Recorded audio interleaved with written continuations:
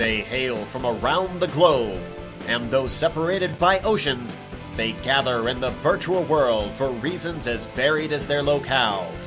Whether it's a defending champion looking to retain his title, a new and eager hopeful striving for recognition, or a legend prepared to recapture past glory, in the end, the one goal they all share is to win.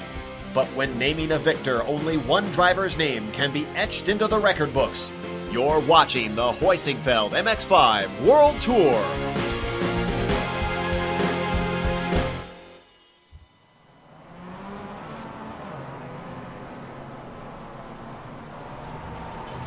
No, it's not what it looks like. No, we are not going to phone Nimcross up after this. No, we've made it perfectly clear that there are no rules. All of these phrases that these drivers will use today in one of the nichest events in sim racing. Take an MX-5, drive it around Summit Point, and hope to some ancient deity that you will survive. This is Rookie Mazda Club Amped to 11. This is a Gathering of Tweakers special event, and this is a Demolition Derby here on the Global Sim Racing channel with the MWT. Welcome, ladies and gentlemen, to the GSRC Countdown to Green and to mass panic in the stands for the fans watching this one today at the circuit.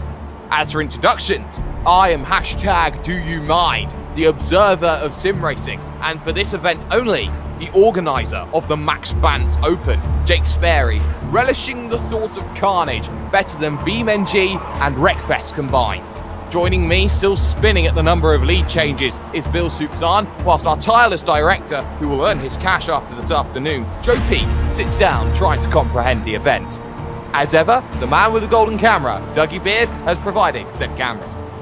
But Soup, this is a Demolition Derby. This is the second Demolition Derby broadcasted this year across all broadcasters, and the first for the MWT. There is nothing quite like it, and nothing that will come after it. How does strategy play into this one today? Yeah, usually we talk about the race course. I'm not going to do this too much. We are at Summit Point. Let me see how many of these official bullet points I want to talk about before we get into the strategy here. It's in Jefferson County, West Virginia, 2 hours west of Washington, D.C. We'll stick with that one. Opened in 1969. That's okay. During the early years, the SAI, let's skip that part. Over time, the track began to host professional. Let's skip that part. The main circuit is the annual home. We don't care about that. Rolling through the West Virginia countryside, it's 2 miles around. That kind of matters. Let's get down to what's really important here. Why are we racing the Demo Derby here on this track? First of all, 2 main points. It's wide open, so there's no way to have a track blockage where it's impossible for the lap to be completed. That's the first reason. And the second one is because it's easy to get bumped out of bounds here, pushed off into the ether where you have to take the dreaded tow. When it comes to strategy, what you want to try to do is work with your teammates, and you want to avoid taking the tow. If you can limp the car around, that's better. You have 3 teammates. First guy that gets across the checker flag wins for the team. Oh, but wait a minute. Let's take a lap around this place. This is going to be a very peaceful lap as we arrive around Summit Point, because there's going to be nobody bumping the car off the track like will happen today. Let's take a lap around. All right, we're in the GSRC MX-5, so let's do a lap around Summit Point. Coming down the front stretch, turn 1 will definitely be the best place to pass on the whole track. It's got the longest straight, so the draft will come into play, and then you hit one of the slowest corners. You really won't find any more ideal conditions anywhere else on the circuit. But if you're under attack and defend on the inside, watch out for the over-under on the exit of the corner. The good news is, turn 3 is the opposite direction, so even if your opponent gets underneath you, since this turn switches them to the outside, they'll probably need to completely clear you to get the pass done. Watch out for the crest on the exit though, since it'll be easy for the car to push out into the gravel. Then there's the scary turn 4, which will need a little lift to keep you on the proper racing line. This leads directly into the braking for 5, which is sometimes jokingly called yard sale corner for how often accidents happen here. But now we start into the technical back half of the course with the carousel. It's going to be pretty much single file through here, but your run off of it can make a big difference in your lap time. If you get it just right, the S's of 8 and 9 are flat out, and you won't need to lift until the final corner. But despite the high speeds you'll reach coming up to 10, this is a surprisingly fast sweeper with very little braking. That makes overtakes pretty uncommon on entry. Because it leads back onto the front stretch, it's much more important to ensure you set yourself up for a good run off the exit. This should keep you safer from attack into the first corner. But if you kept it together, you've now hopefully finished a lap around Summit Point.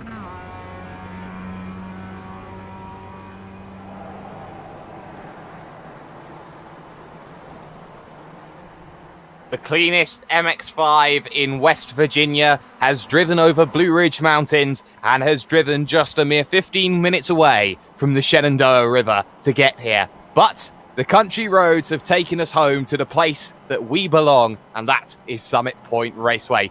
No championship points today, Soup. This is an exhibition, but tell me, how do these drivers react to a race like this? You are taught from day number one here on iRacing that you have to be nice, that you have to respect everybody around you. Now we unleash the chains and shackles. We see the spectrum of characters out on show today. Yeah, let's go ahead and talk about the race details here, and we'll talk about what needs to be done. We talked about its exhibition. It's the demo derby here. It's 45 minutes. They can't do it by laps. If you had to do completed laps, this thing would never end. So it's whoever gets across the finish line after 45 minutes, that team wins. Talk about teams. Well, you can have as many as 3 cars, and having teammates are very important because you can get one guy out there to be the rabbit, and the other guys can do the blocking for him. Object, we talked about it, be the first car across the start-finish line after that 45 minutes expires. Fast repairs, it's unlimited, baby. It's as much as you need. How about instant cap? There is no instant cap. Don't have to worry about that. And racing etiquette, there's none of that. But you do have to watch out. There is no racing etiquette in relationship to the rest of your drivers, but you still can be DQ'd. iRacing will kick you out of here if you start doing weird things. So you can't drive backwards on the track too far, those kind of things. You want to make sure that you finish the race. And anyone who remembers the last time we did a demolition derby here with the MWT, you will work out that the winner was decided by the iRacing rules. So that much we can say is that there are no rules, but there are rules. So just keep that in mind as you're racing. There are rules, and it's the rules that we can't get rid of. But either way, this is going to be an interesting race. 10 minutes of qualifying or 2 laps, and grid position could mean anything. If you're at the front, some may say that's not where you want to be. You are the prime target. You got the number on your back here, Soup. Meanwhile, if you're at the back, you have every reason to go kamikaze into turn number 1. There are so many strategies that you have available on show today. Yeah, in most events, a track position is huge. Here, you almost don't want to be the leader because, like Jake was saying, that's the guy that everyone's gonna put a bullseye on. You know, when I was talking about the track, there is one more element of this track that is special. Is one of the reasons they use it over and over and over, and is the ability to shortcut. Out of corner number 5, you can go across the grass there and catch somebody all the way on the other side of the track.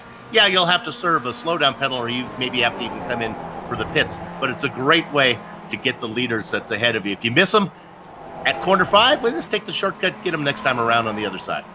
Well, you have to remember there's also the shortcut of corner number 1 here, so before you even make it halfway down the straight, there is a little shortcut that you can use, and it has been used to clever effect. Drew Nerson, I remember in the last event, decided to take the Jefferson circuit, try and get that run and get himself through, but of course, iRacing penalty gave him a drive through a stop and hold, so that one didn't quite work out for him. But everyone's learning. They're looking for new strategies all throughout this event. Currently in qualifying, Marco Derricks, no surprises, at the top with Baz Schlob in second. And the Gene Finis up in 3rd position. And I think the Gene has one weapon that nobody else has here today, Soup. And that is New Zealand netcode.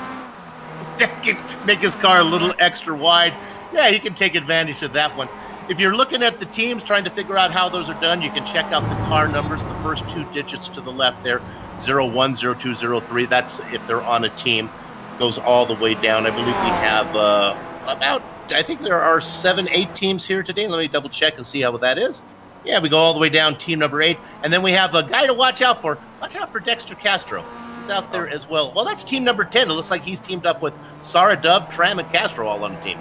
Oh, and that's a very, very scary team. The Queen of Scots got Richard Tam, who is a very, very successful IndyCar driver. And of course, we know that Dexter Castro loves having that ability to go out there and attack. But right now, everyone looking at it, time's continuing to come down. Marco Derricks, 1:22.7, 23.1 there for Dexter Castro. But you look further down, drivers like Brian Shabelski. You're talking about Joe Marlin, Johnny Bell, maybe Franz Janssen. all having a shot here today. It doesn't really matter so much where your position is, but it is worth saying something right now. We got the cleanest driver in sim racing, you could argue, here in this event. We got Trip the Arrow Smith, and if there is any time to break character, Trip the Arrow Smith is your man. That just seems wrong. Yeah, I feel dirty just saying it. That just seems right. Yeah, it's like, oh my goodness, it's like having a nun racing in this thing, but that's okay. He'll figure out what's going on, and don't look for the action to start at the green flag as well. Veterans of these events know that the action can even start before they start to go. You can start banging them while they sit on the grid. Well, jump starts are a thing, so you look to try and get the biggest jump and go for the Maldonado jump, shall we say. But right now, 4 minutes remaining here in qualifying. Brian Newton in the 021 making the drive to the line, and he does a 124.5. I will have to say that I'm glad the 107% rule is not in effect, because Kevin Volmar has done a 242.1 lap. Yeah, well, that's the kind of lap that you need. What you want to do is just stay out of trouble, limp the car around. The trick is, always look there at Jeroen Ursum on his side, you want to be able to get the car back around. The trick is, even if your car is damaged, taking the tow takes much more time than limping it around and just getting a fresh car. That's the trick. And one of the aspects, though, of this track, try not to get bumped out into the twilight zone. The out of balance is really close here. And would you also say that strategy is actually to stay out with a damaged car to cause more carnage? You can. Once you find yourself 3 or 4 laps down, you might as well just there's plenty of places to hide. Just park it behind a bush or behind a tree and just wait there and come on out and do your stuff. There's a great little place to hide at the end of corner number 1. Just wait down there and wait for them to come and get you. Well, everyone then will try and be the Wile E. Coyote. I wonder how many road runners we are going to get today. But for now, at least, it's a very, very interesting position, because we all know that we have ourselves a lot of drivers in this one. We have the reigning champion as well, Joop the Loop Willemsen in the 041. He's starting this one from 6th position today here, Soup. What do you think his chances are going to be like as a reigning champion? I like that. This is a little combination between the Gathering of Tweakers guys and the MWT guys getting together. The team that I like, I talked about it first, is team number 10, Dove, Tam, and Castro. The other one to watch out for is some veterans, Jeroen Ursum. This is the 05 team. Ursum teamed up with Trip Smith, and then we talked about Gene Fittis. Fittis has the speed to win, and Ursum and Smith have the strategy to get him there first. Oh, yes, they do. Only one driver's out there currently on a lap with just under 2 minutes to go. That's Jonathan Almanar, who is running around. Currently not scored in terms of laps. 4 drivers have not set lap times. That's Sarah Dove, Robert Weilinger, Steve Bunting. What an apparent name that is for a demo derby. Bunting, as long with Trip the Arrow Smith not setting a lap time. So Jonathan Almanar making the charge to the final corner, which you can send, and you can use that open pit road as a way to charge into that final corner. And Jonathan Almanar will make that charge to the line and looks to try and get himself over. He has a lap afterwards, but I'm not sure he's going to get the time to finish it. He does not set a lap time. So I'm going to call this one. Grid is formed. So we're going to go to the Heusinkveld starting grid for this one.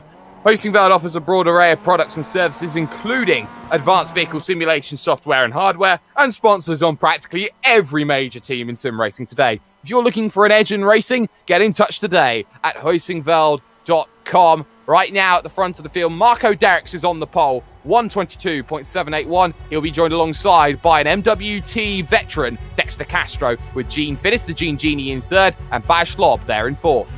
Bjorn de Force will start from 5th place with Joop the Loop Willemsen in 6th. Michael Bolden will start from 7th with Jeroen Ursum in 8th. Joe Marlin will start 9th, and Brian Schabelski will start 10th. The back half of your grid is Richard Tam and Brian Newton. The next row is AJ Digby and Johnny Bell. James Harris and Franz Janssen sit next. Tyler Burns and Craig Klein behind them. In the 19th spot, it's Jimmy Nuclear Vessel. And then we have Evan Longres out there in the 20th position. Kevin Volmer. Sarah Dove did not put in a qualifying time. She's back 26. All these guys back here. Robert Wengler didn't put in a time. Jonathan Almanar, Trip Smith, and Steve Bunting. You had a nice try there, Soup. Longacre. Hey, come on. It's a demo derby. It's a demo derby. That doesn't mean that you get the opportunity to be demo derby lax with your vocabulary. Get the first letter right. That's all that's going to matter in this event. Yeah, that's true. I've heard that in about half of your broadcast. Anyway, Marco Derrick said on the pole, but that does not mean anything at all.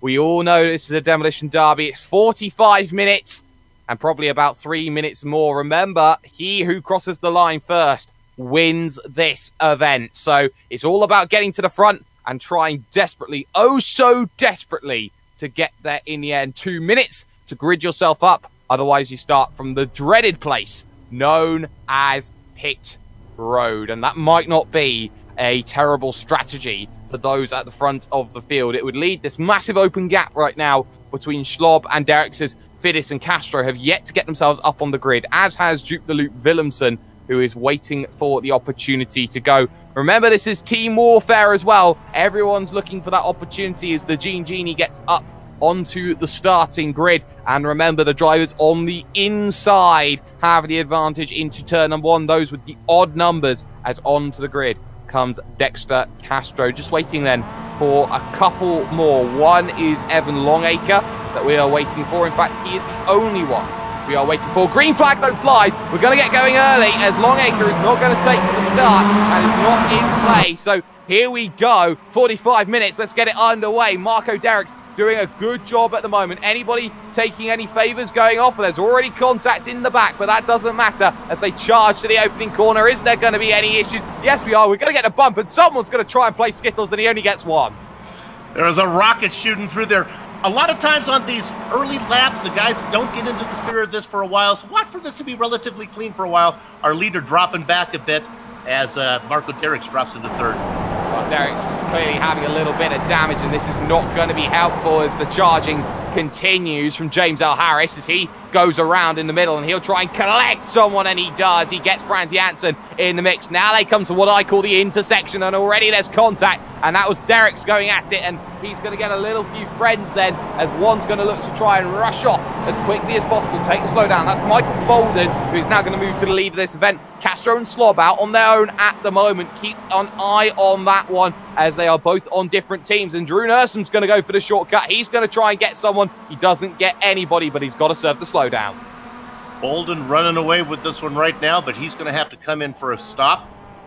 And he takes it. Yeah, that's going to give Castro the lead. Castro going a little bit wide. That's probably not the worst thing he can do out there. Well, you Those don't two want guys to are behaving.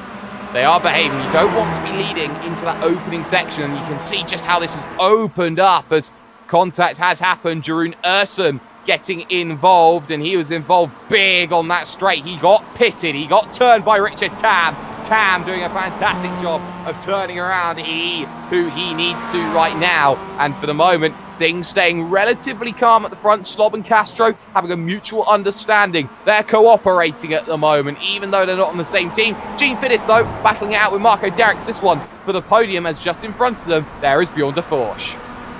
Yeah, the front five all about where they want to be right now. Looking to see if there's any teammates up there. Sure enough, Slob and Derricks are both teammates. Here comes a runner through, and that was Gene Fiddes.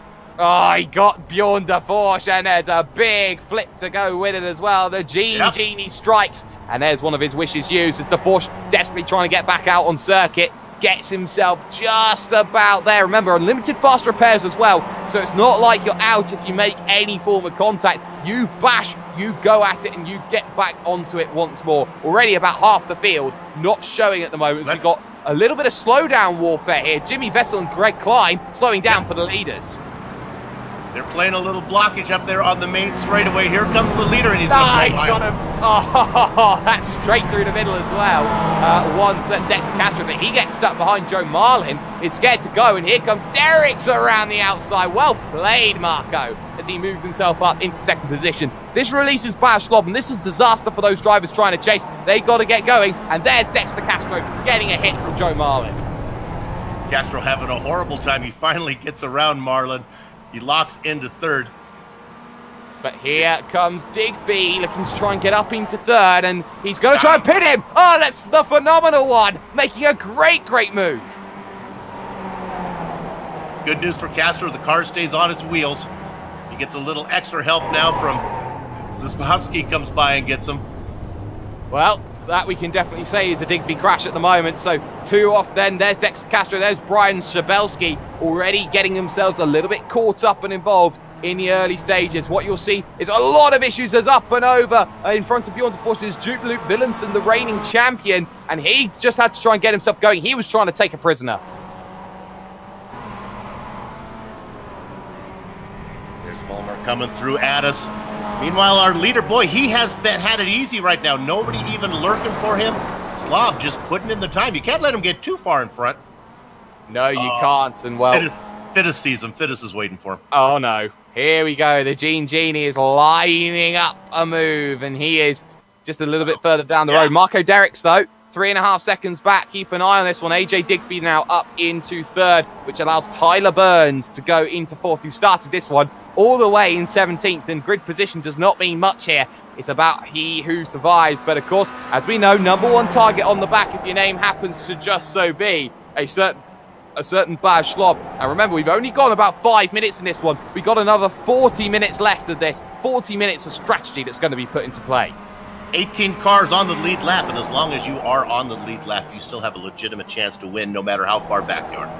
Well, everybody knows that, but sometimes that lap does creep up more and more and more as you look to try and take out someone more and more. You're looking for opportunities now as Jeroen Ursman and Richard Tam out on the same piece of real estate. Ursman a lap down, looking to try and take drivers out very early on, and for the moment it seems that he's not going to get anywhere near for the time being. Genie waits though, and we'll wait for Baz Schlob to turn up. Will Schlob scout him? Answer is yes, he will. Genie missed on that occasion, misses a second, and Marco Derricks got himself through. Does Genie get a 3rd as the rolling chicane? The answer is he's gonna get put by a certain Mr. HA, and then gets out of the way of Tyler Burns. It didn't work out there for the Genie, and that's interesting. Rolling road strategy is back at work again. Yeah, one of the things that plays out here, if you are on the lead lap, you still think you have a chance to win, so you're not going to be as aggressive or as chaotic as it might be. And look at that.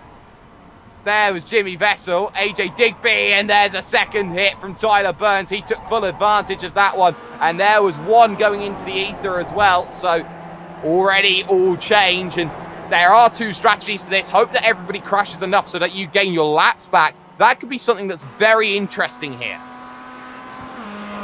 Yeah, we're down to 14 cars on the lead lap now. The more cars that fall off the lead lap, the more crazy it gets because those drivers realize they don't have a chance to win. Boss Lob having it his way right now. Let's give you an interval. I'm going to do this. 3 seconds. 3 seconds, but it was a 1:23.9 that last time by from Marco Derricks, a 1:24.7 from Baz Schlob. So lost 0.8 of a second over that last lap as I pull out my headphone cord, so I can't hear anything at all that anybody is saying until right about now when I put my headphone cord back in. But right now, Soup, you have to say that Baz Schlob is doing a really, really nice job of maintaining the gap. Thought I had my chance to actually say how I felt about you there while you weren't listening, but you got that really quick. Let's watch the driver in 12th here.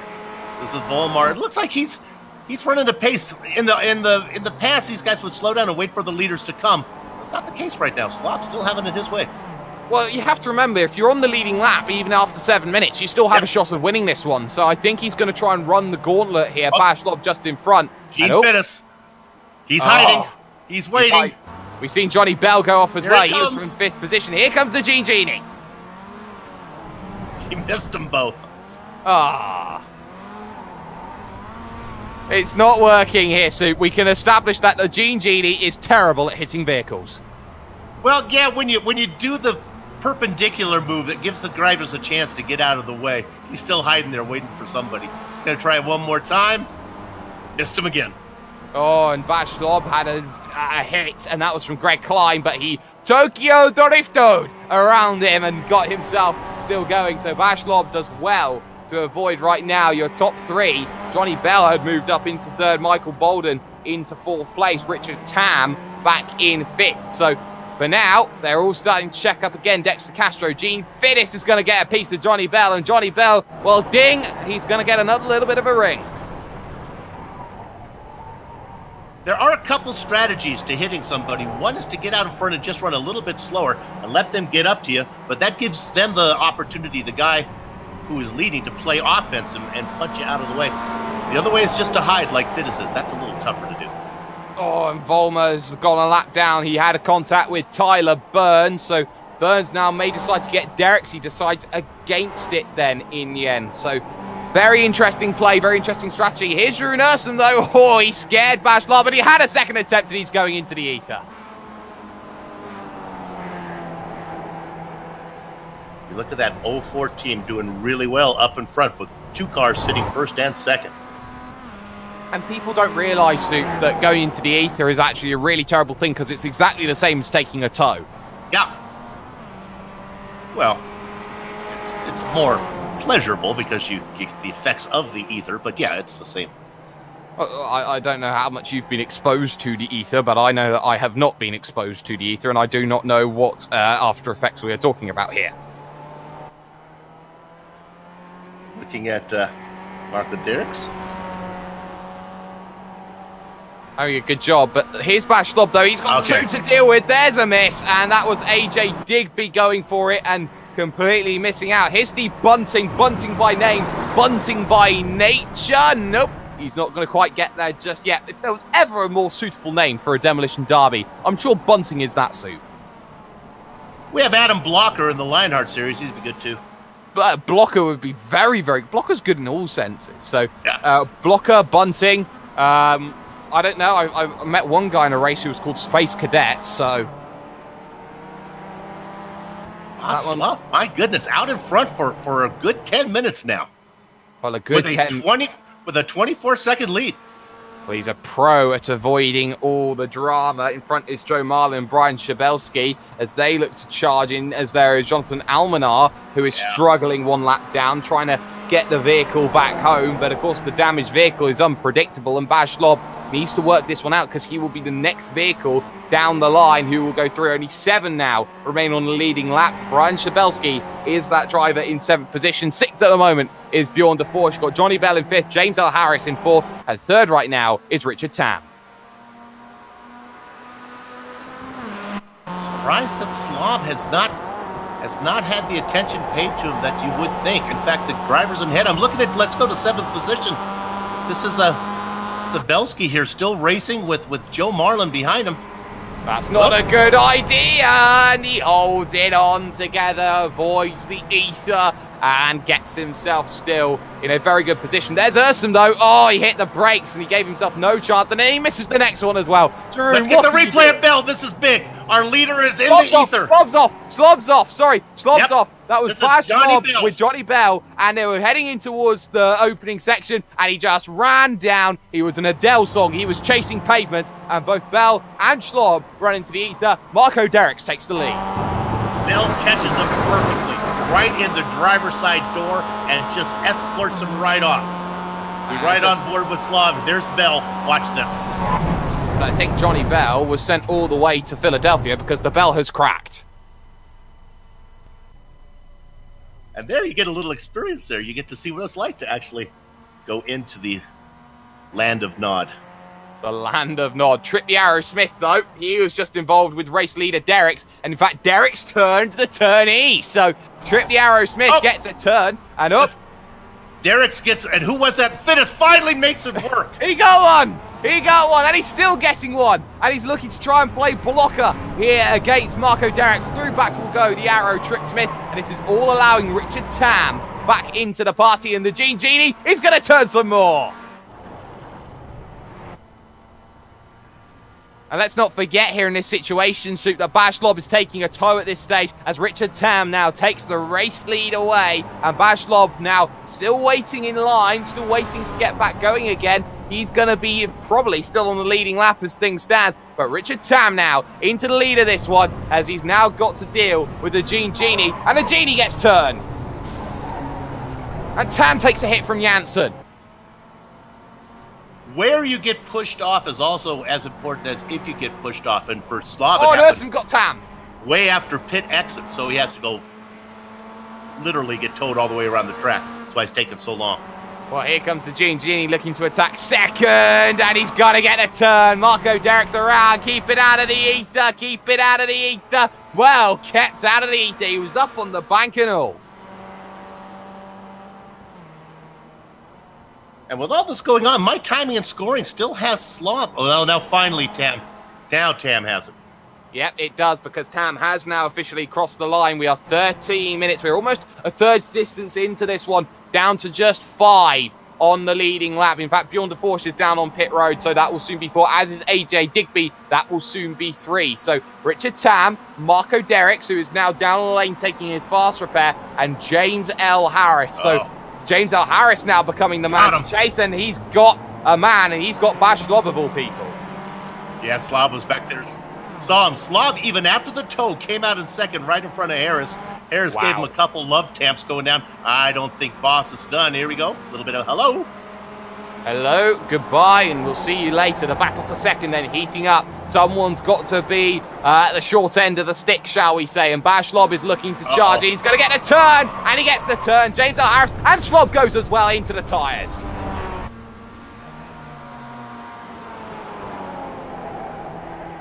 Well, here's Marco Derricks then on the charge in 4th position. He's going to be coming up to these two. Slob just getting back to speed. There's Johnny Bell. There's Tyler Burns and James L. Harris then looking at this one, and they're going to come together, and Harris is going to turn Tyler Burns around, but he's still going to keep the power down and take the slowdown that accompanies with it. All this, though, happening behind Richard Tam, who is out in front and is not going to get Greg Klein to be any sort of help right now. Bjorn de Forge maybe potentially a help.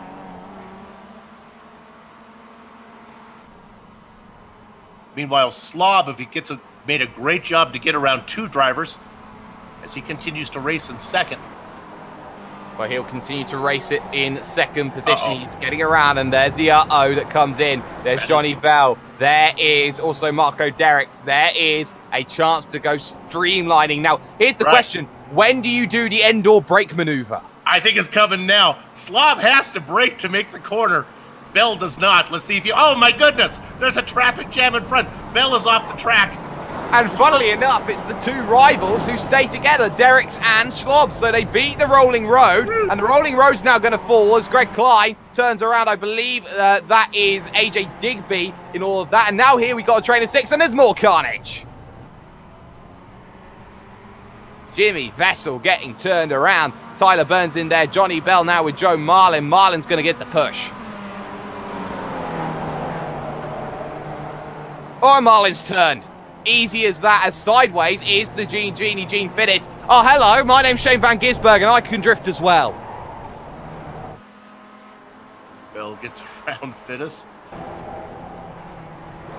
Well, he easily gets around. Derricks, though, swapping positions with Bash Slob, moving up into 2nd then as they chase down Richard Tam. Tam, who is already down the front stretch and only has Jeroen Ursum for a bit of company, so keep an eye on Tam just for the moment. But right now, Bash Slob happy to stay in 2nd position. Richard Tam right now, maybe a little bit cautious here at the moment, Soup, with Jeroen Ursum in front.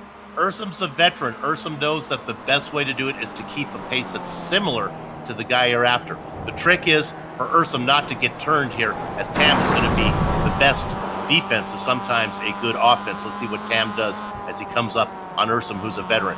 Oh, he's weaving around, looking for a way to pick the pocket. And Tam's going to do the job for him, so he's going to try and push in. That's going to take a bit off the front bonnet, and that's not going to be helpful because he's not through. He takes a 2nd tap, and he turns him. So Jeroen Ursum, that strategy didn't work. Sometimes the best defense is a good offense, Sue. That's it. Now he's got Boulder behind him. Now Boulder, again, can just do the straight line here because Tam will have to brake. Here comes Boulder.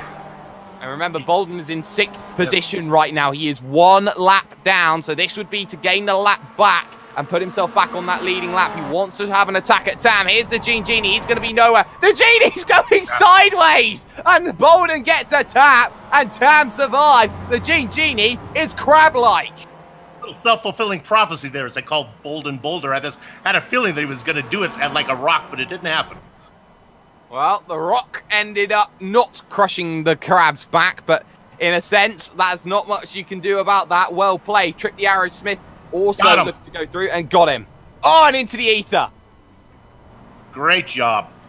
That's a great hit, and this is going to allow Bash Slob a way through, but he's got to find the sliding Genie who can't quite find it. Bash Slob doing a good job, and Derricks, who's in the lead, gets around Jeroen Ursum with a very, very good duck, dive, dodge, or even more dodging. I do believe I have just completely butchered the dodgeball quote. Just give credit where credit is due. That was Jimmy Wessel who got the leader, pushed him off into the trees, and that's a long tow from that area. We saw Vaslav had to do it earlier.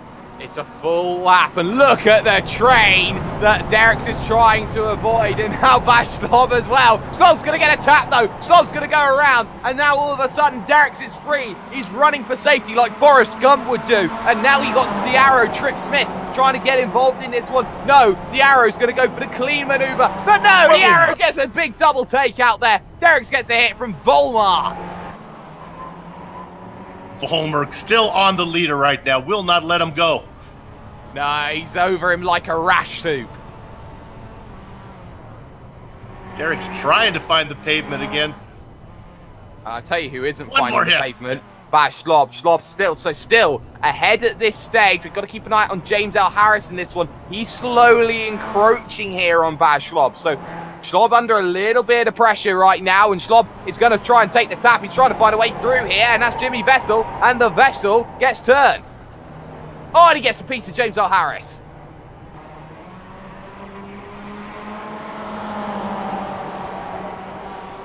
Meanwhile, all of this, Richard Tam sits on pit road, taking the longest tow on this circuit. The Gene Genie is there on pit road. Waiting is Brian Newton, and Slob has been knocked off, and that is into the ether. Was it of his own accord? Oh no, he got help, and that was Volmar, who has got his number like a hitman assassin. Volmar has been really, really effective. Out comes Richard Tam, in comes Marco Derricks, so that's very crucial. Derricks is coming in of his own accord. Richard Tam then stays out and goes out on circuit, and I believe retains the race lead as things stand. Slob still on the lane, and out then comes Derricks, out comes James L. Harris, but that gap is a lot smaller. In fact, Bjorn de Forge all of a sudden moves up into second. He's 4 seconds off, and off of the road is Richard Tam. I think we have a real race going on here. DeForce is going to pass him for the lead, unless he wants to take him out too. I'm going to get out of the way. So a new leader, Bjorn DeForce. Well, he is certainly being a tour of force here in this one, and now going through his Dexter Castro to hopefully try and gain back the lap soon. Behind that, Marco Derricks in third position, looking to chase the top four, split by 8 seconds as round. There is Brian Newton. He's taken Johnny Bell with him, with him, so that one not looking ideal at the moment, but you can see here's the turn. Richard Tam getting a good turn, but people not seeing Bjorn DeForce has got away here. And remember, Tam and Castro aren't teammates, so Castro up there doing a little bit of help for his teammate. Well, he needs to. He's got every right to. There's Franz Janssen and the arrow. Trip Smith, the cleanest man in sim racing in a demolition derby. Oh my goodness, how will this strategy play out? Steve Bunting was hiding in the weeds, but DeForce got around him. Oh, and the arrow gets a tap from Marco Derricks and says, on your way, son. That's going to force the arrow in. That's also going to force Janssen in. And now looking to get going is Bunting, and Bunting not going to find anything at all. As now out of pit road comes the Luke Duke Willemsen right now as Bjorn DeForce maintains his lead. Look at the traffic in front line. Yeah. There was 3, now there's 2. Marlin is involved in it. Wessel involved in it. Here comes, and now getting back on the track is Klein, and Klein gets him. Oh, Klein did get him, and he's in the fence. They're both in the fence. They're all in the fence. And a redress must have caused it as well. Tam gets by. Tam does get by, so that's going to put Richard Tam up to the race lead. Behind that, Marco Derricks in second position. James L. Harris then moves up to third. The damaged DeForce is in fourth, a long way back to there. And yes, Vessel has got his man. He's got Richard Tam, and now he's thinking about, can I get any more? No, he's going to continue to go after Richard Tam. That puts Derricks in the lead. He's being chased right now by Willemsen. And the loop 2 laps down, the reigning champion against the man to be potentially. But remember, the loop is a teammate, so he can work. But look at how much work's got to be done. There's Brian Newton, not quite there. Jeroen Ursum missed him. And that was a very good work from Marco Derricks. But the Gene Genie awaits.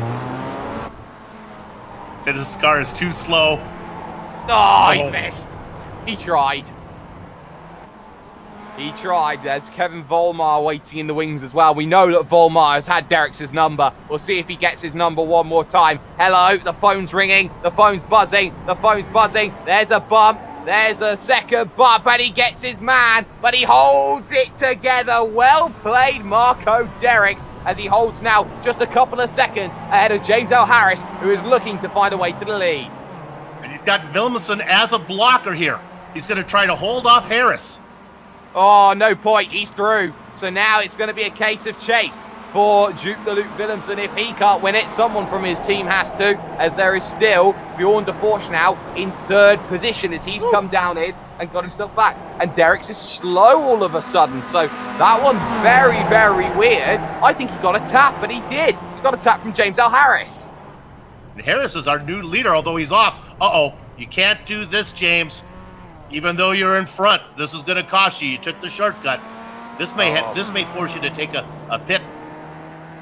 It will.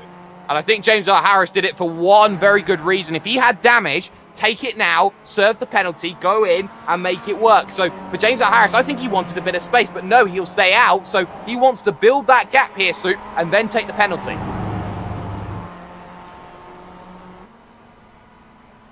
Oh, and there's Johnny Bell almost into the void, and into the void he doesn't go. I think he's trying to save it from where he is. This is a really weird place. There's a hide in the trees if ever I saw one, and he's still looking. 5 cars on the lead lap. Joe Marlin in 5th, being the last one. Bjorn de Forge in 2nd position behind James L. Harris, and out comes certain Marco Derricks. He's now in 3rd position. Baz Schlob all of a sudden is there in 4th, and in 5th is Joe Marlin, who's got himself onto the leading lap with some clean driving, trying to get out of the way of everyone. He can work the laps back. Richard Tam in 6th, AJ Digby 7th, Dexter Castro now in 8th position as the Arrow moves up into 9th. Our leader has a traffic jam to get through. Ah, it's a big traffic 1, 2, jam. 3, 4, he gets them all. Hey, and he's straight threading the needle. Sometimes you need a postage stamp, you need to lick it, and you need to send it as well. One of them was Joe Marlin, so he gets 1 lap down, Joe Marlin. So that's going to be a very crucial fact between now and the end of this one. But remember who is now chasing the pack. You got Richard Tam under pressure, and he's going to go around from Volmar, and Bjorn de Forge now has the biggest assassin in the field, looking to find a way to go through, and he's going to get a turn as well. Volmar is king. And I think all this nonsense has confused iRacing, as James Harris never did have to take that pit stop. He's still out in front. Wow, so he's got 4 laps, though, Soup, to serve it, so maybe he's not in a case where he has to serve it just yet. Okay. So in theory, what can happen is he can get to the end without serving it, but it will add on to the end. But we are not at that stage. We are heading up towards 2/3 distance in this one, which means a lot. And Ursum's spinning like a top.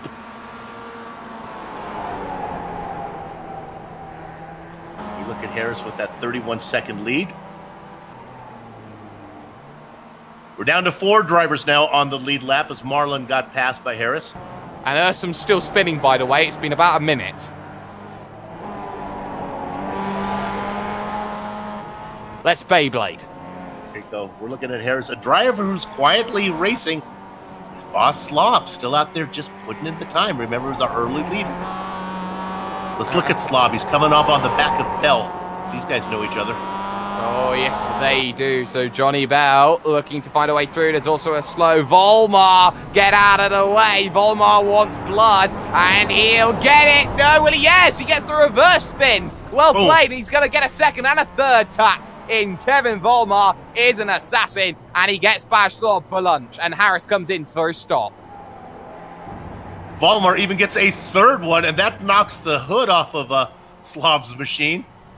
Now, I can't wait for iRacing's new damage model to come in, because this will completely change everything when that comes out.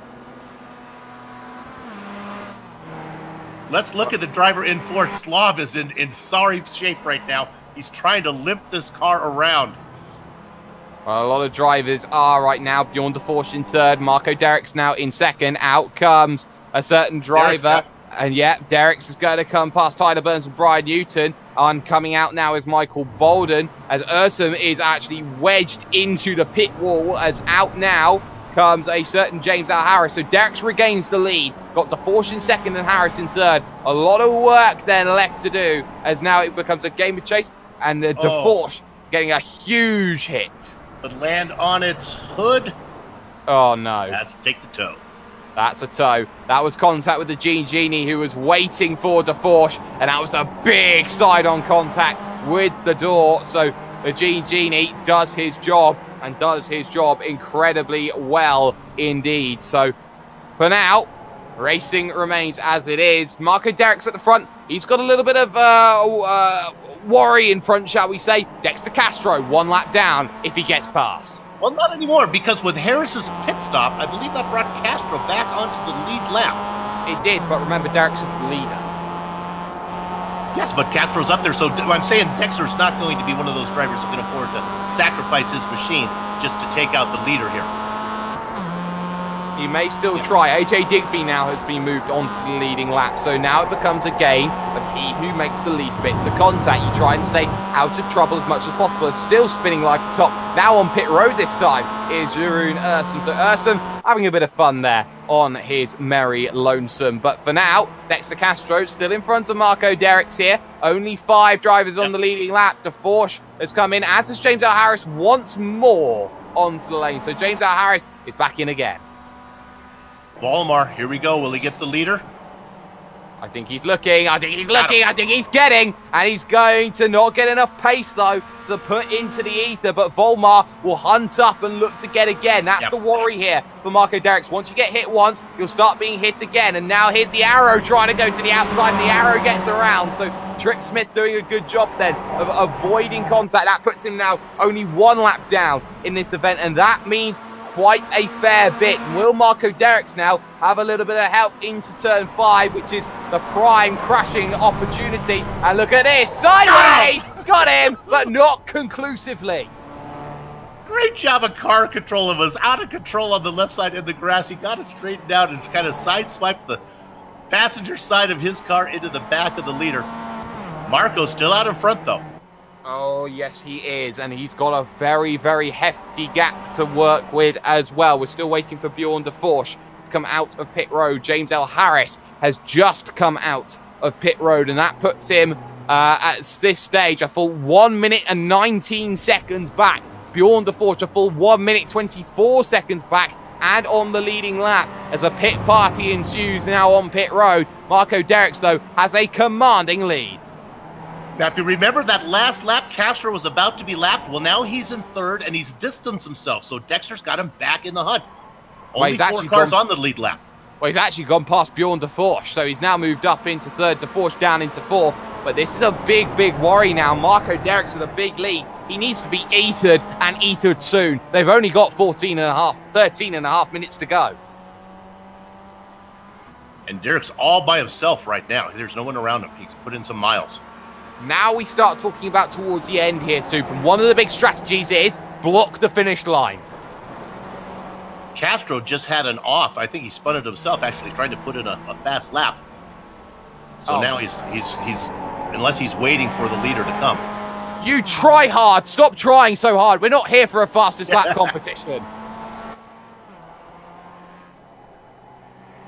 But Marco Derricks now still looking to try and put the lap on Dexter Castro. Any driver who he puts a lap on, he gets himself that extra advantage. Brian Newton is waiting in the wings here just under the bridge, which is not ideal. You'll get the notice on the relative. Okay, he's coming, so we got to be very, very careful. And he comes! Oh, no, he gets sideswiped instead of Derricks. Derricks did most of the work, and the credit is going to go actually to Newton because there is significant damage to Derricks' machine. And while that was going on, James Harris got hit by Volmar. Oh, the assassin's at work again. Yeah. Oh boy, James L. Harris has got to charge. Marco Derricks is going to walk a lonely road, the only road that he has ever known, in the words of Green Day, because he's got heavy damage, and he's going to get help there from Almanar, who is 5 laps down. He's just going to try and run his own race to get back into it. You also have here Dexter Castro desperately trying to get back into this one, get the lap back. Franz Janssen may decide that he wants to may play bumper cars. Let's see if Castro takes him out. Yeah, now he's a lap down. He's going to be a little rougher. Ah, he's got him. Up, over, into the fence and survives, but... Stays on his wheels. Ouch! Oh, bang! Genie gets himself into play once more, but he's still on his wheels. But crucially, can he drive it back? Not with a Genie. Not with a Genie doing anything like that. And now there's the Luke Willemsen who might decide to get involved. And the answer is no, because they're teammates. So he needs some help. He needs some help. He's got his gunner in the loop, starting to go through. And Baz Schlob with all of this is trying to gain his lap back. Here he comes. No, he's missed him. He wanted the lap. Yes, he did. That's exactly what he saw. Digby's going to get the lap back as well. Look at Derricks. He's struggling here to do anything. The Genie also slow as he goes through. The good news, look at that. He's cocking up the tail as well. It's almost like a dog at this stage. That car will not turn. I'm not sure if he's going to be able to get it to go in the direction of the track when he gets here. There he gets it going right.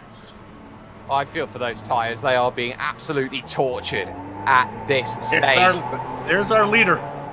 There is your leader, and Castro gets a hit, and Castro's going to go straight on. Franz Janssen getting involved as well, and into the tyres at turn 1 goes Dexter Castro. Disaster. Bjorn de Forge finds a way through as well, and now de Forge becomes the main challenger to Marco Derricks, who is half a lap away from the pits.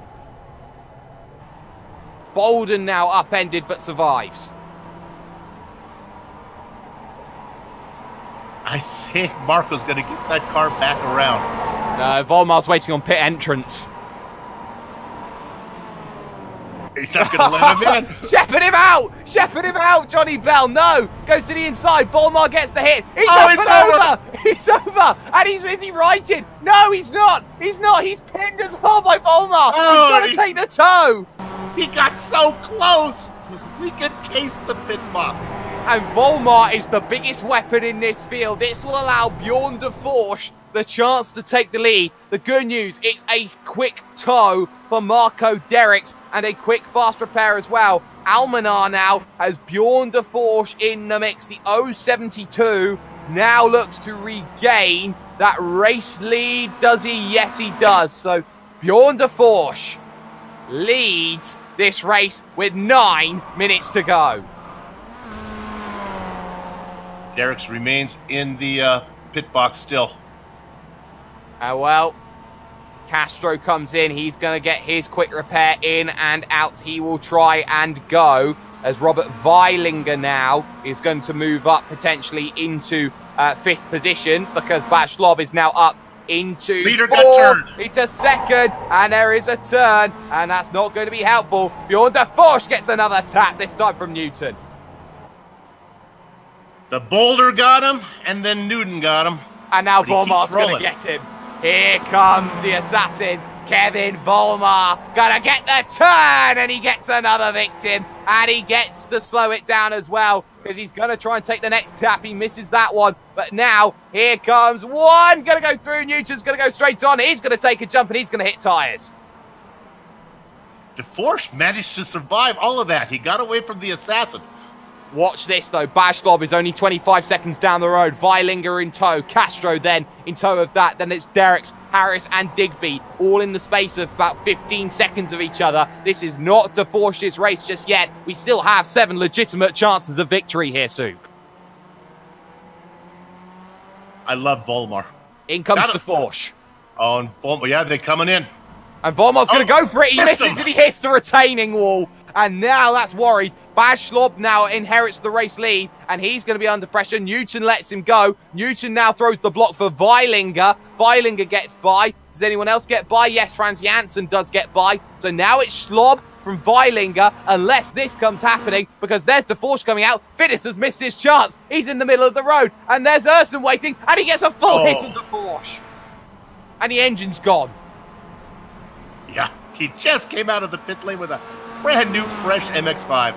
Oh, and now there's worries here for Baz Schlob. There's Tyler Burns. The vessel himself is waiting right now like a submarine torpedo, waiting for opportunities. Greg Klein waiting in the wings as well. Baz Schlob is back to the front. He started from 4th position, Bjorn Deforge from 5th, Weilinger all the way back to 22nd. He wasn't the quickest.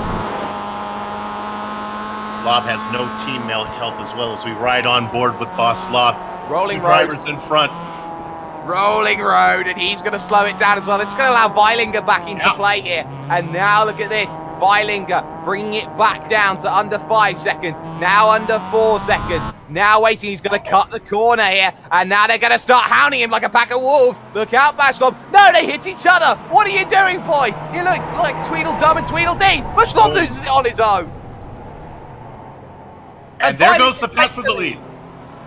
Weilinger moves then to the race lead. Tam chasing. Derek's chasing as well, now up into 2nd position. But Weilinger gets a piece of it. And now here's Marco Derricks. He takes the race lead. Derricks goes by.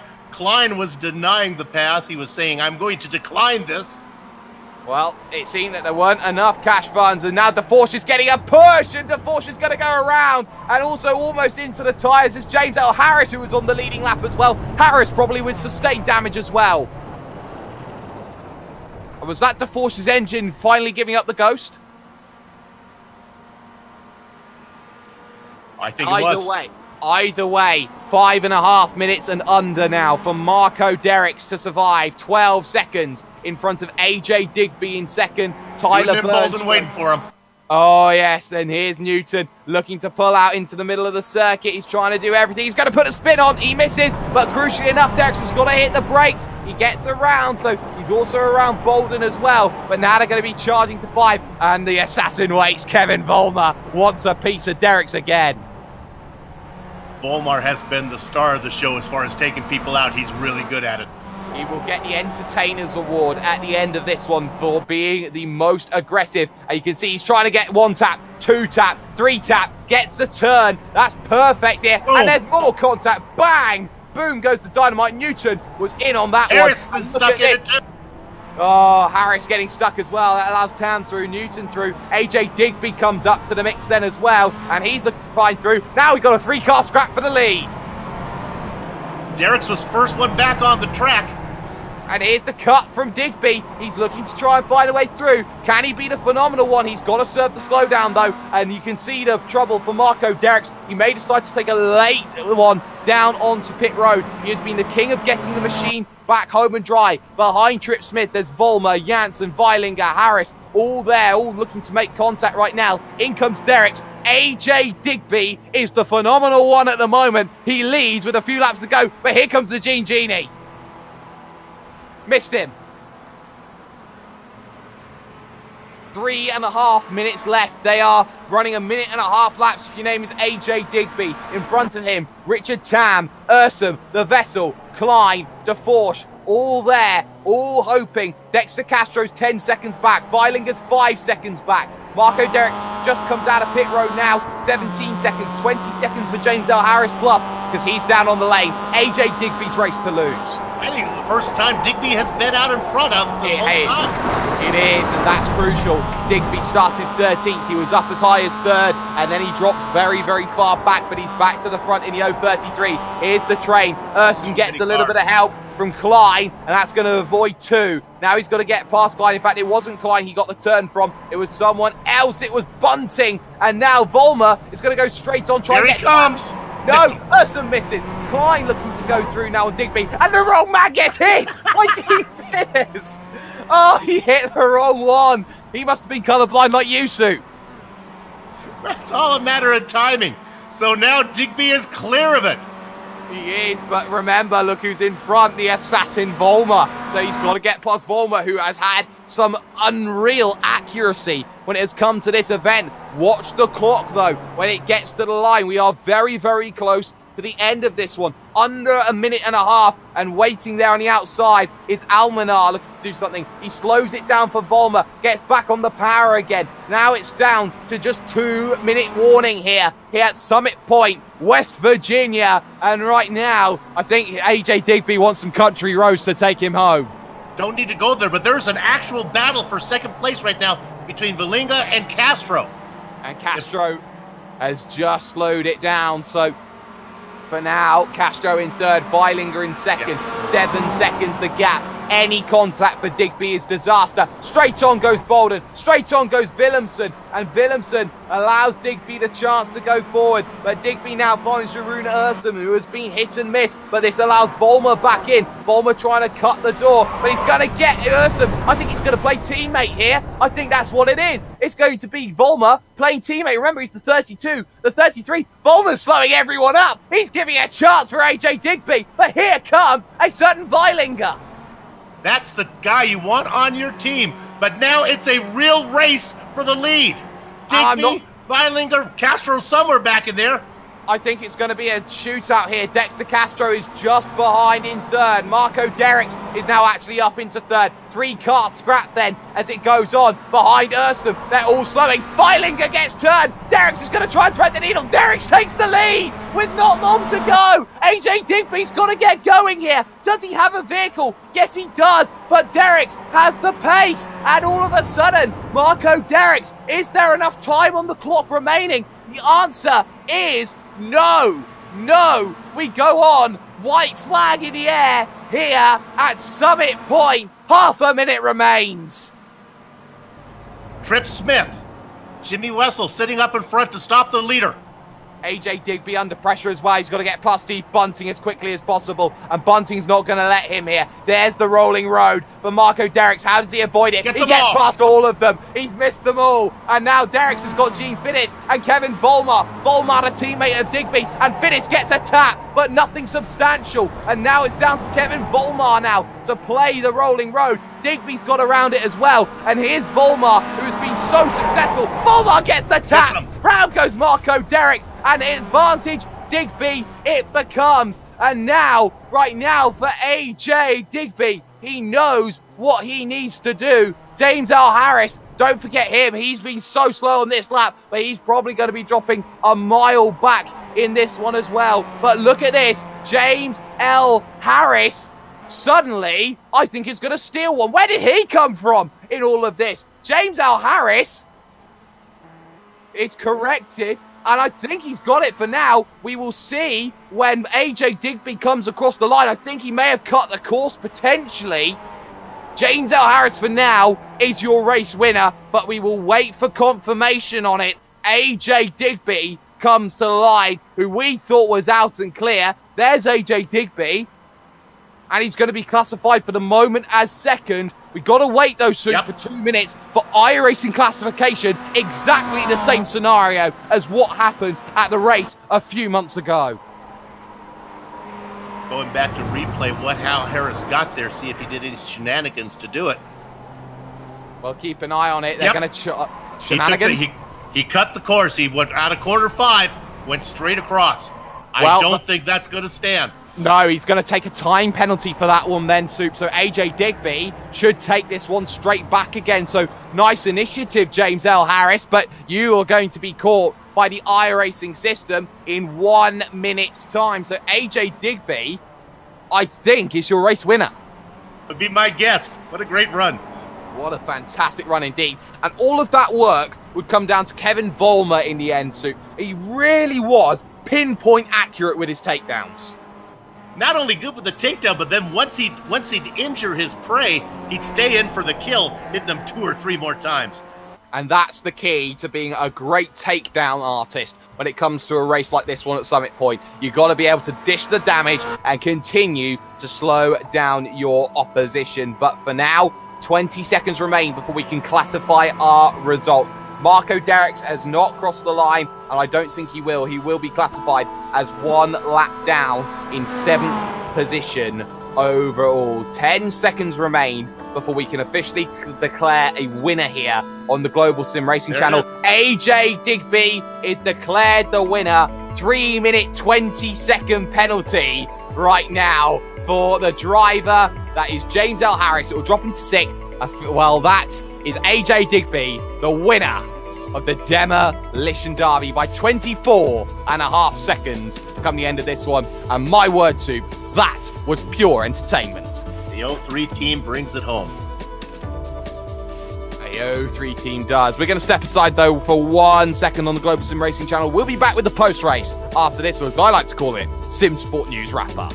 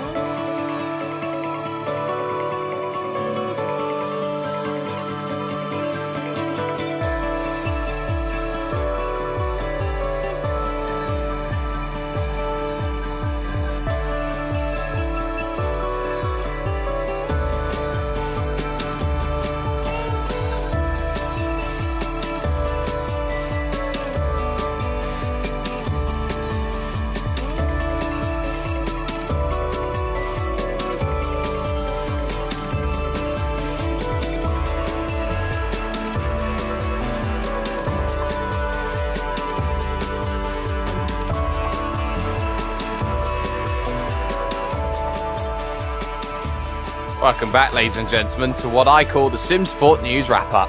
SimSport News is one of the first dedicated sim racing news websites that covers all broadcasted series on iRacing. Ran by Jacob Toffs and Gianni Quintelier, the SimSport News race team competes on many official iRacing series, as well as the one you've been watching. For more information, go to simsportnews.com. But what a race that we had, and overall, a demolition derby fit for kings and queens. And well, just off of the Shenandoah River, this is the final result.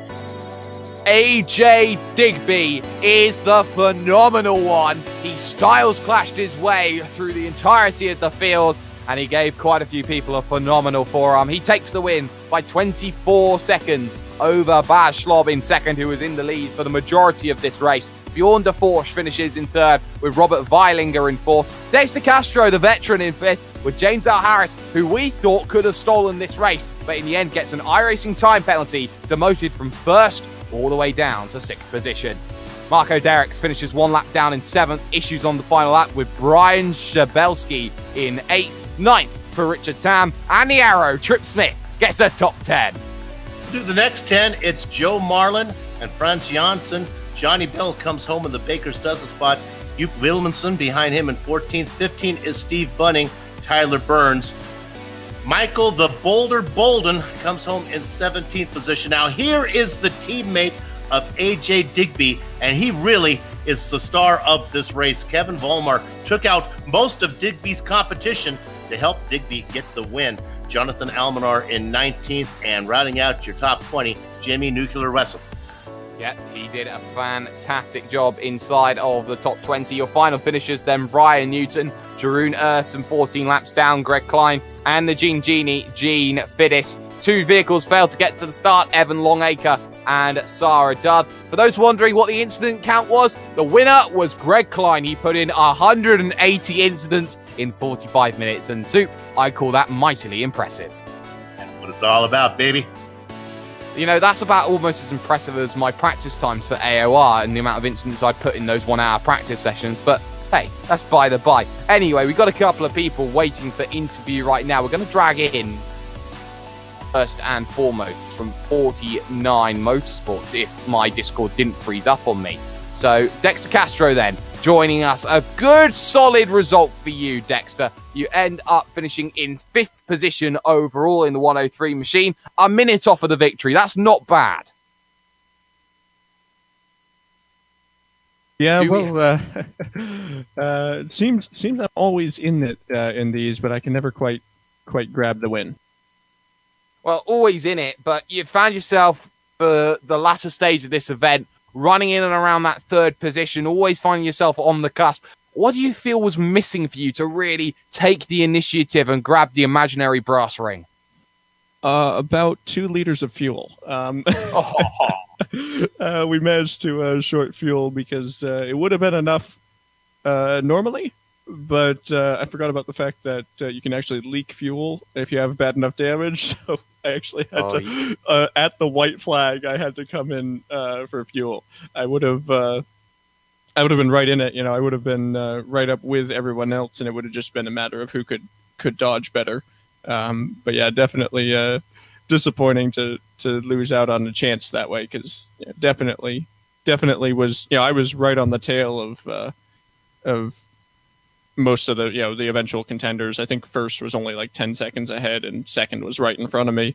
But then it started sputtering, and I had to come in for a splash, and that was that. Well, heartbreak at the hotel, but for you yourself, where are we going to be seeing you next, and what's the chances of you winning one of these things in the future? Well, I mean, I think I've always been, within 10 seconds of the leader or so, on the last lap of these. So I feel like I'm always in it. It's just it hasn't bounced my way yet. But in terms of what else, I don't know. I'm kind of just playing it by ear lately. There's not really any great endurance leagues that I'm looking forward to or anything. So I'm sort of sort of just around to do endurance races these days for the most part. But really, there's not really a viable endurance league. Who knows? Maybe I'll start one myself. I don't know. That would be a whole lot of work. I shouldn't say that. But I don't know what I'll do. I don't know. I think there's a very, very viable Week 13 Demolition Derby League that you would be very, very nice to fit into. I'll take that as a compliment. No worries at all then. Shout out sponsors, who gets it done? Well, actually, just thanks to Richard and Sarah, who couldn't join, just for being teammates for this event, and definitely thanks to their team as well as my own 49 Motorsports. We'll see you around. We'll see what else we can hop into. Well, we certainly will do. Dexter Castro then coming home in 5th position. But Soup, it's time. It's not just time. It's time for Richard Tam. Let's go ahead and we'll bring him down and talk to Richard. I think he came home in about, what we get here for Richard, in 9th place, I think. Richard, if I can read my clipboard here, my chicken scratches, I think you were in the lead for a while. I led 4 laps, and I had no idea how I did that. Everyone just kept wrecking everyone else, and I just found myself in the lead by 19 seconds one lap, and tried to blend in, but I guess people caught on and started wrecking me a lot. Yeah, it's hard to hide when you're in that number 1 by your name there. What was the strategy early on? Just try to put in some miles to stay out of trouble?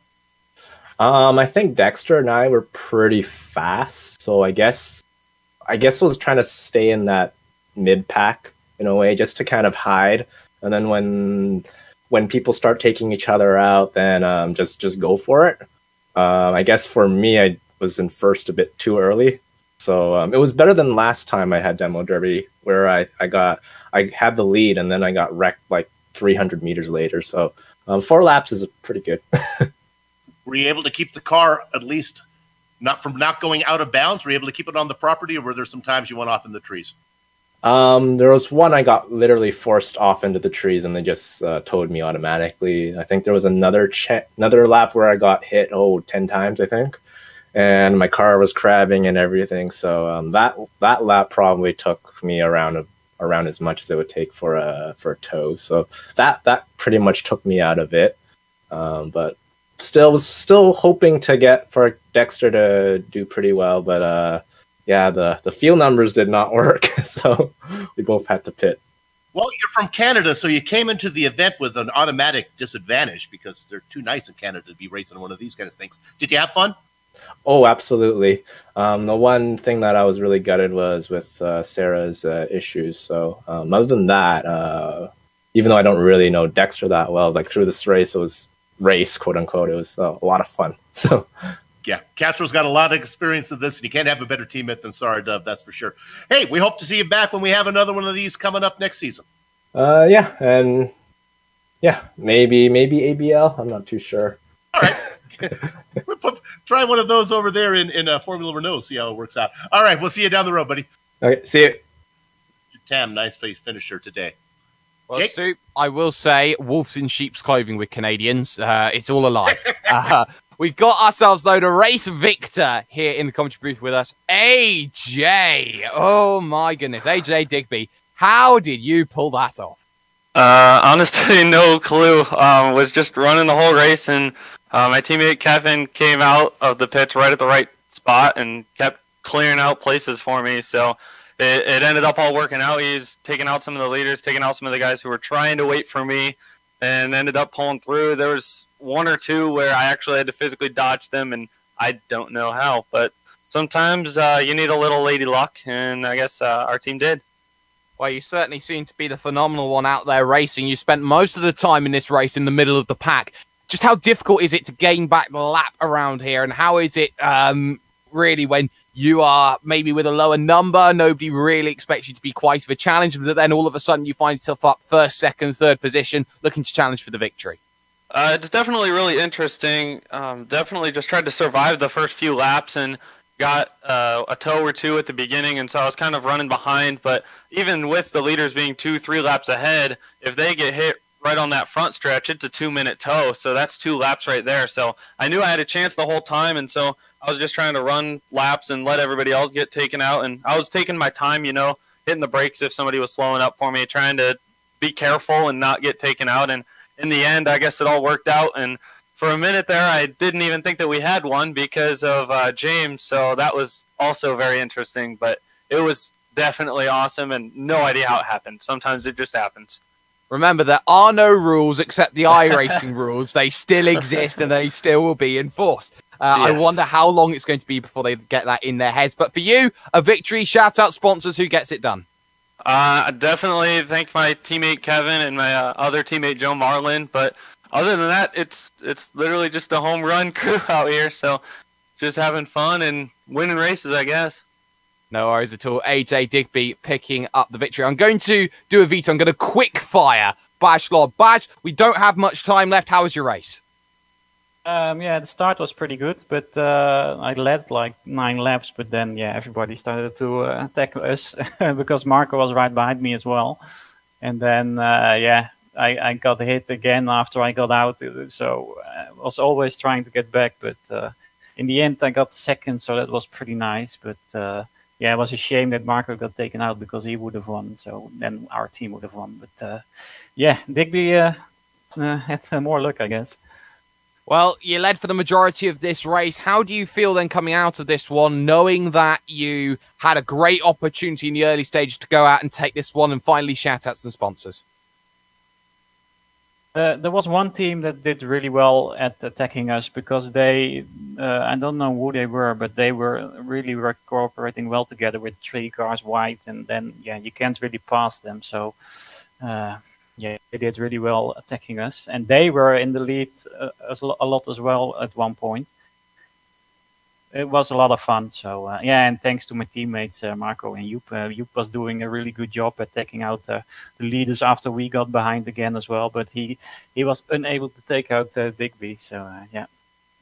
So that's sometimes the way it goes. Baj Schlob then joining us, finishing home in 2nd position overall. But unfortunately here on the Global Sim Racing channel, that's all that we have time for. A massive thank you to everyone at the Quality Racing Syndicate and at the Gathering of Tweakers for organising this event, contracting as well with GSRC to broadcast it. Thanks also go to Heusinkveld. Affordable simulator software and hardware are thought to be of limited use for race teams and drivers, but their simulation solutions bring professional results within reach for any race team or driver without having to compromise on realism or engineering value. They offer a broad array of products and services, such as advanced vehicle simulation software and hardware. They are able to simulate any combination of race car and track, including a full-fledged cockpit environment with unparalleled realism. Heusinkveld solutions are currently being used by professional race teams and drivers in Formula Ford, GP3, GP2, and Formula 1. Now, these products are available for any professional race team or driver looking for an edge in racing. Be a better race car driver and get in touch today. We would also like to thank SimSport News for their help in sponsoring the wrap-up show, as well as the company's equipment and software that you see on the screen now that we use on our broadcast. And of course, the original music you've heard today is thanks to Eric Ekholm and June Lalonde. See the screen for how to contact each of them right now. Man, you handle unparalleled realism like you're saying your ABCs. Man, I don't know how you do that. Well done.